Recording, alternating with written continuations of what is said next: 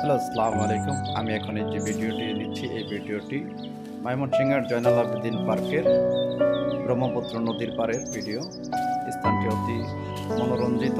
এখানে প্রত্যেকদিন আসে শত শত ছেলে মেয়ে বৃদ্ধ তার অবসর ও উত্তপ্ত রৌদ্রের প্রশান্তির জন্য।